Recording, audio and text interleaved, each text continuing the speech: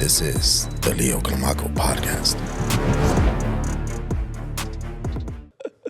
But I'm sure you get a lot. I'm sure it's the same thing for you, man. I mean, like, you know, you have this podcast and studio going on. I'm sure you have an entire story behind why you're here 100%. too, Bro, dude. our story is very, very similar. Yeah? Yeah, I'm a high school dropout. Okay. I'm an immigrant. I was here illegally for 11 years. High school dropout, cocaine addict, womanizer. I've gone through it all. I've never gone as far as suicide, but I've gone as far as, doing 3 8-balls, driving 170 miles an hour, not giving a fuck. Yeah. 100%. Drinking was never my thing. It was always more cocaine and weed. Yeah. And that really, really took me on a spiral. And my coming to Jesus moment was, I was 17. And at the time, I was doing audio and visual, being a tech, running wires, putting TVs, shit like that. And I had a car that I just bought. It was a car that I used to transport. I was moving bricks at the time. And going with the wrong fucking crowd. Been there. Long story short, my car was in the shop. I couldn't get it. A friend of mine got the car, ran a stop sign, crashed the car, totaled it. Never saw him or the car ever again. Wow. That hit me so hard because that car to me was freedom. That car was my access to go anywhere. It gave me the liberty to be free. Yeah. And I felt my world crashing at that moment. And especially as an immigrant. I Yeah. mean, I'm sure it's like, you finally get this freedom. Exactly. And then you're here and you realize, oh, fuck, I maybe just blew my chance. 100%. That's wild. Yeah.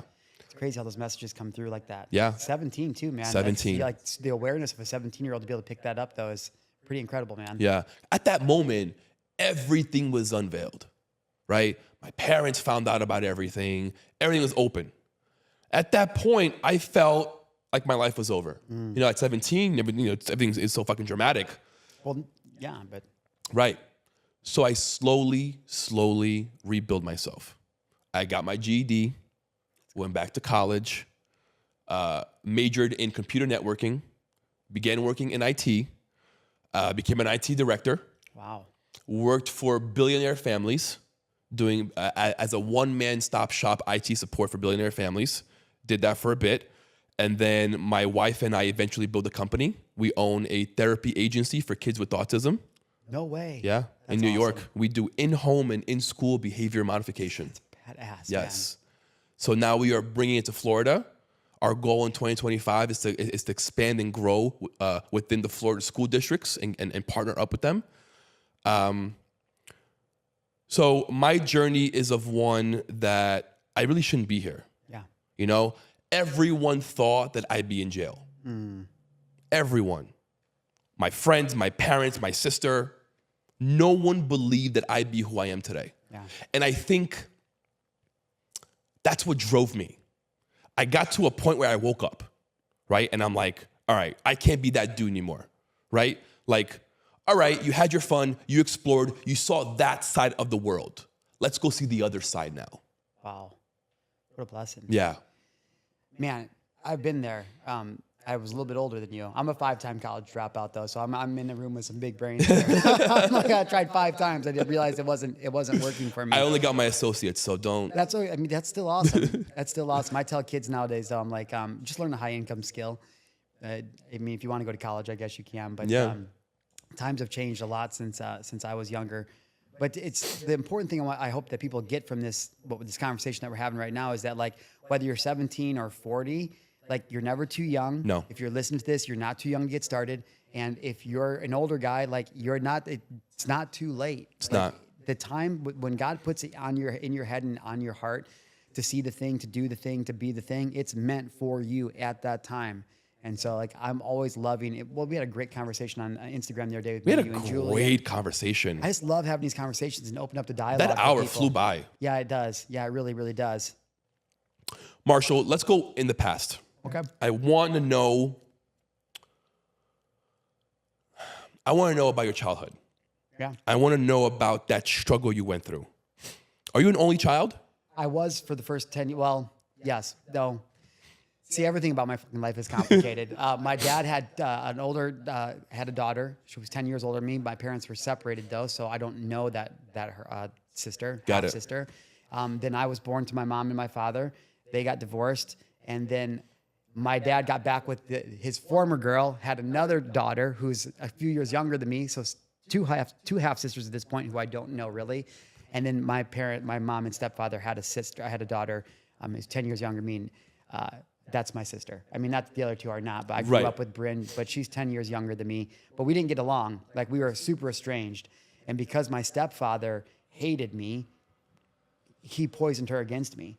So literally, she just turned 30 this year, and we literally just came back together a couple months ago over this thing that happened in my life. So, yeah, growing up, I was an only child for 10 years, and then I wasn't all of a sudden. And that's when this stuff really got rocky, is when she came to the picture. My stepfather had another child that was his, and then it was kind of like, Peace out. guy. Yeah. And so What a douchebag, bro. you know, you just, again, and we can talk about whatever, but narcissism is a crazy thing. And at the time of shooting this podcast, it's a very trendy word. Oh, you didn't like me, or you treated me like shit. You're a narcissist. So much deeper than that. Right. And unless you've been through it, it's hard to really understand it. But yeah, it sucked. I mean, you're growing up, I've grown up on a farm in Illinois, and, growing up in the early 90s, you don't really go inside and tell your mom that your dad's picking on you. And then you're growing up on a farm, and all these guys and hired hands are talking shit about you and making fun of you, and he's egging it on. And so as a little boy, not only did I have an absentee father who was an alcoholic, he chose alcohol over me. That's how it felt. But now I had this role model in my life who I wanted to be like, and I wanted his admiration and attention so bad, but he just would break me down every opportunity I could. And then not only that, like all the men. And so my entire life until just recently, I've struggled with masculine men, because my idea of what a masculine man should be is like these asshole dudes. And I couldn't relate to what a real masculine man looks like. And not only that, what does that even mean? Right. I didn't grow up with anybody that was like that. And so I tell people everything I've been through was definitely self-inflicted. Like, I was running guns and drugs like in college, right? I was in East St. Louis, like with these dangerous people, but not because I grew up on the streets. East St. Louis. Because East St. Louis, but because I put myself there. Because I was searching for something I didn't know, and I thought that danger, that violence made me somebody. I'm sure you understand, right? 100%. And you're carrying around things and doing things. You you're feel not supposed to be important. doing. You feel special. Right, it's significant. Yes. Tony Robbins talks about the 6 basic human needs, and You're part of a group. exactly. And in a society where we don't have a rite of passage for young men, it's like gangs. I was going to say, that's why gangs are so military. popular. Exactly. And it's like, that's all men are searching for, is this rite of passage. And so the ability for men like you and I to find our way through the mess and then to be able to create that space for other men is so important. It's so important. Yeah, it's like, again, though, as men, I find that we don't really know how to ask for help. So it's so important that we have these conversations, which I keep coming back to all the time.